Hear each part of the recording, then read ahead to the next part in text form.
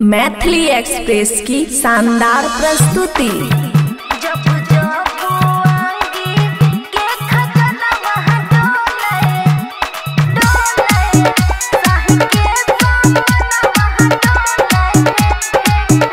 खुशी recording studio बलुआहा।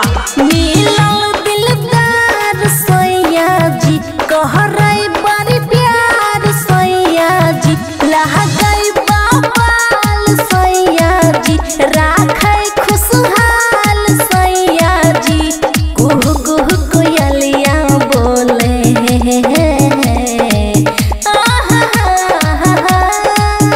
जब जब आगे के खजाना वहाँ डोले सही के सामन वहाँ डोले है जब जब आगे के खजाना वहाँ डोले सही के सामन वहाँ डोले है डीजे सुमित सतीश रईमा। सुमित सतीश रईमा।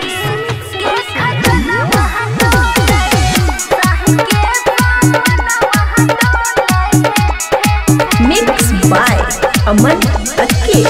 गंगा के पानी जेहन राजा पवित्र हमर देखै में हठा कठा गुद्दा से भरल कमर गुद्दा से भरल कमर चीनी से मीठ ओकर बोली लागै मिठाई रमा गुण से भरल कते करी ओकर बड़ाई रमा छन छन पायलिया बोले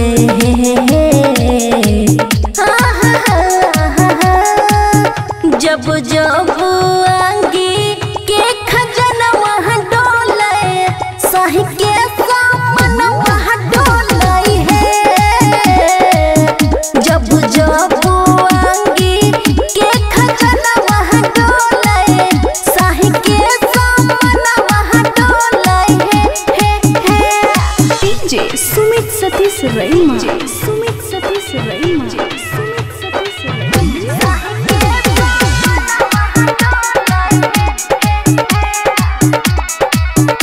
खुशी रिकॉर्डिंग स्टूडियो बलुआहा।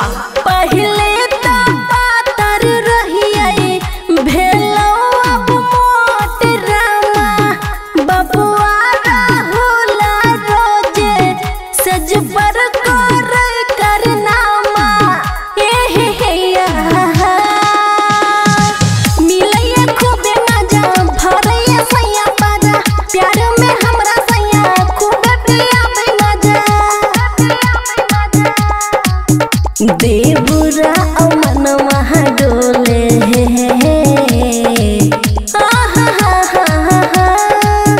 जब जब आगे के खजाना वहाँ डोले सही के सामन वहाँ डोले है